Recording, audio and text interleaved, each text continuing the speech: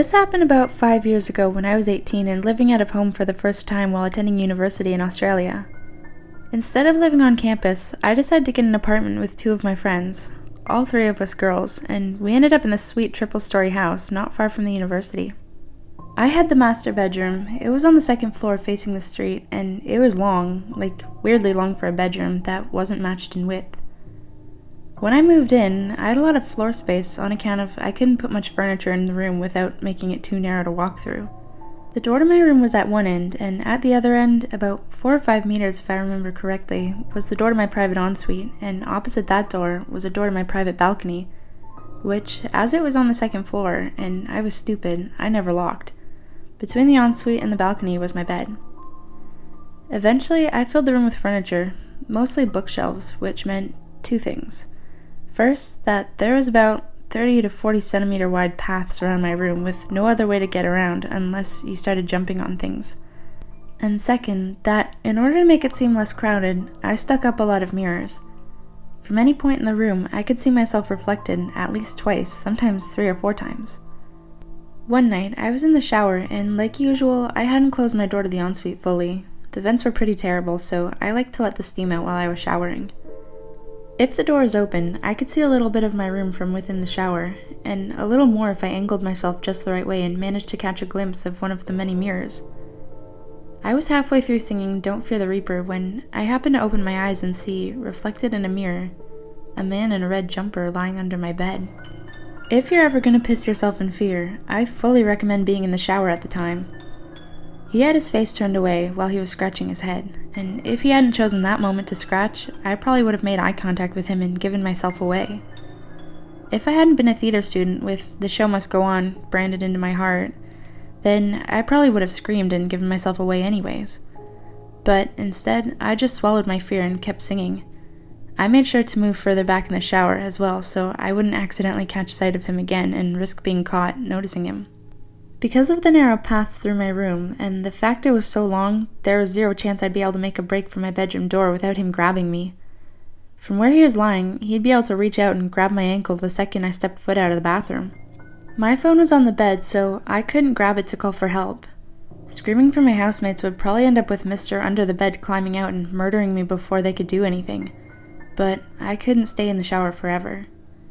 Desperately singing the guitar parts for the song, I tilted the shower head away from me and grabbed my towel off the hook, wrapping it around me so that at least I wouldn't be naked when I emerged. I don't know if he wanted to murder me or just see my vagina, but Mr. Under the Bed definitely saw some vagina that night because I threw open the door and immediately jumped and landed on the bed.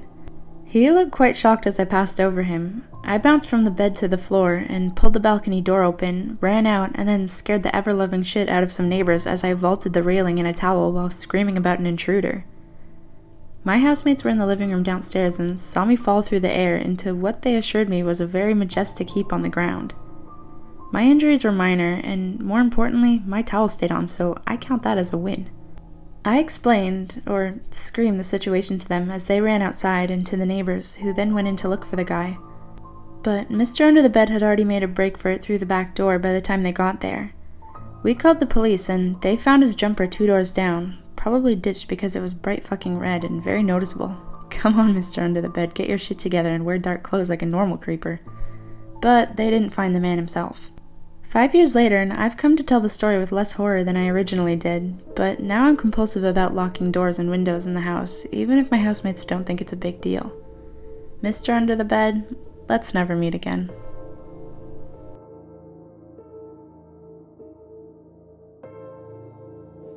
I used to live in a small provincial town up until I was 18.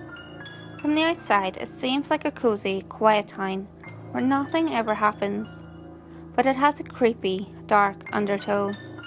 I got out of there when I was 18 and never looked back. I have lived in several big cities since, and nothing as creepy has ever happened to me since. This is a collection of stories that happened to me there in the 80s and 90s. When I was around 8, I started music lessons after school, and to get there, I had to cross a big park. In winter, it would be dark, and I never felt safe. I have no idea why my parents thought it was a good plan to let me cross that park alone in the dark. One time, I found a severed paw. Looked like a dog or wolf paw with long, straggly hair on it. It seemed to be ripped off some animal with brute force. Another time I found an animal's eyeball. Just a single eyeball, no blood or other parts nearby.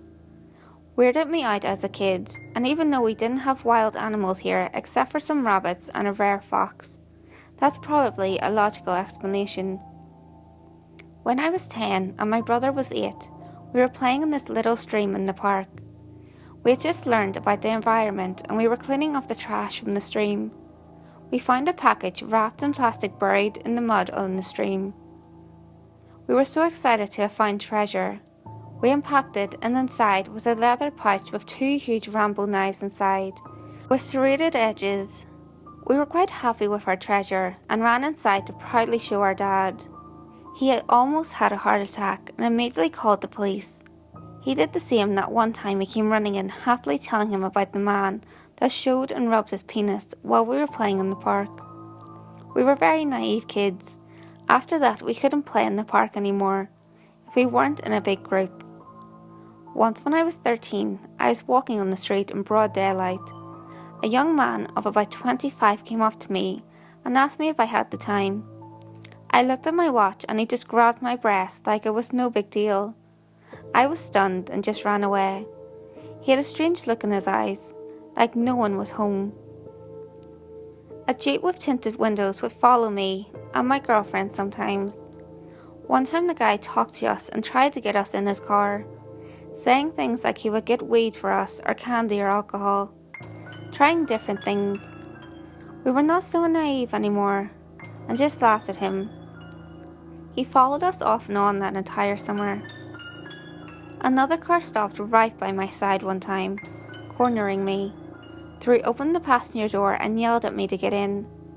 I backed off in the other direction, and they yelled one more time and then sped off. Walking home at night after going to a party, another car followed me very slowly, always keeping up with me. I started to take alleyways to get rid of it, but it just kept slowly but surely following me with its lights off. It was like something from a horror movie. I panicked and ran into another alley and hid in someone's backyard. Inside a bush, the car crept up and stalled in front of this bush and put his big lights on. I was shaking and so sure that they saw me and I was going to die. They never got out of the car, just waited for 10 minutes with the lights on and then drove away. Another time walking home in the evening, a guy started following me. It wasn't that late, but after 8 in the winter, everything in this town is closed and everyone is inside, completely deserted. First I wasn't sure he was following me, and I took a complicated way home, but he kept up with me all the way. We were near the park I had to cross, and I started to panic because there was no one around. He started yelling at me, asking how much for sex, how much for anal, etc. I was 14.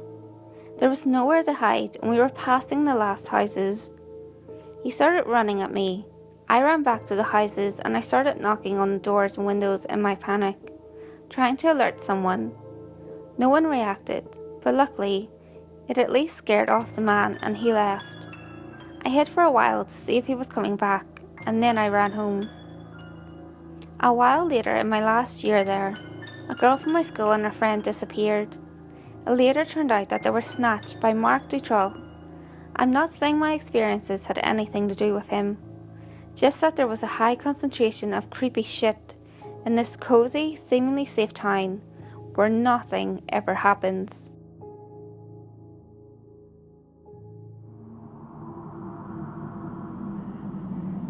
Hey guys, I hope you enjoyed this collaboration with LadySpook. We also did a video together for their channel.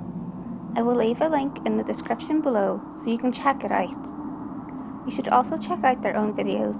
They make some great content. I will leave a link to their channel in the description below so you can go check it out. Remember, all collaboration videos that I do can be found in the playlist Collaborations, so make sure you check that out as well. If you enjoyed this video, give it a thumbs up and share it with your friends. You can also leave a comment below. All feedback, good or otherwise, is always appreciated. If you have any creepy stories of your own, or have any topics that you would like me to cover, feel free to send them in via any of my social media. You can find all links to my social media in the description below. Until next time guys, make sure you lock your doors, stay safe, and I'll see you next video.